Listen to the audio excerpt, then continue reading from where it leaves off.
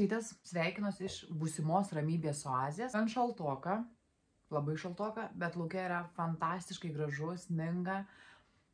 Parodysiu vėliau, tai tiesiog pasaka. O dabar einu kurti židinuką. Šiandien visą dieną praleisiu čia. Einu kurtis židinį ir žiūrėsim, ką galim šiandien čia nuveikti.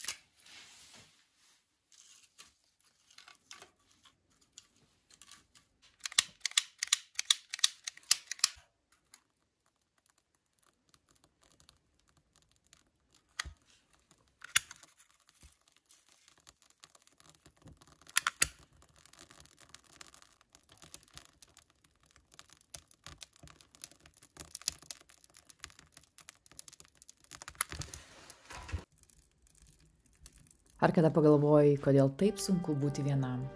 Kodėl žmonės bijo likti vieni?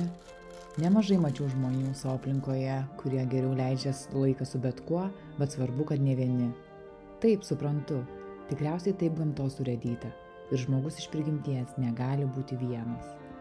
Truputėlį istorijos apie mane ir kodėl man vienatvė irgi buvo baisoka. Kol supratau, kad vienintelė išeitis būti laimingai, tai išmokti būti su savimi. Visada turėjau ir turiu savo labai daug priekaištų dėl visko. O ypač, kai užklumpa kokios tai negandos. Save visada baudžiu labiausiai. Nelabai supratau, kaip galima tiesiog būti vienam ir kaifuoti nuo to. Džiaugti savimi, savo darbais, pomėgiais. Galų gale tiesiog klausyti savo minčių. Gyvenimas taip sudėliojo, kad aš tapau gal labai vienišas žmogus. Nors labai myliu žmonės ir bendravimą. Mane supo žmonės, kurių vertybės ir norai labai skiriasi nuo mano.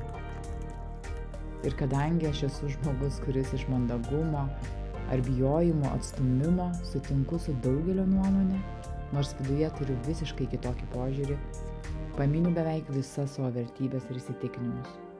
Todėl beveik visada būdama tarp žmonių jausdavaus viena. Vieną dieną priėmiau sprendimą kardinaliai pakeisti savo gyvenimą. Palikti visą savo netikrą gyvenimą, kuriame vaidinau, gal tiksliau sakyčiau, teatre, kuriame gan puikiai vaidinau ir net nepajutau, kaip vynas pasidarė kaip vanduo, o nerimas ir neradimas savo vietos ėmė viršų. Sprendimas buvo radikalus. Fiziškai ir emociškai pasitraukiau iš teatro, klausiau tik savo širdies ir proto. pradėjau šitą gyvenimo etapą, kuriame daug gamtos, vienatvės, pažinimo savęs, jokio komforto, paprastumas ir tikrovė, kurios man reikia, kad galėčiau gyventi savęs nežalojant.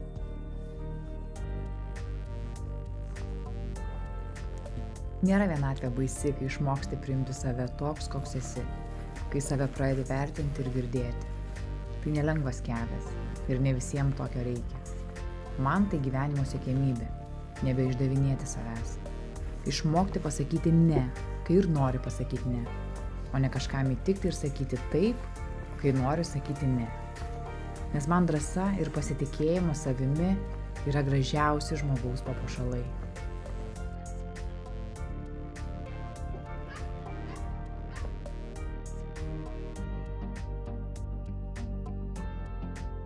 Gyvenimas yra nuostabus, kad vieną dieną tu sukiesi gražus, išsipustęs draugų būryje, ragauji skanų maistą, geri iš brangiausių taurių, o kitą minutę tu jau vaikštai miške, vienas, kaip vilkas, ir ieškai užuovėjos ir ramybės. Mėnulis tavo geriausias draugas ir pakeleivis, o kausto tave ne šaltis, o vienatvės baimė, kurią tu vis bandai ir bandai prisijaukinti.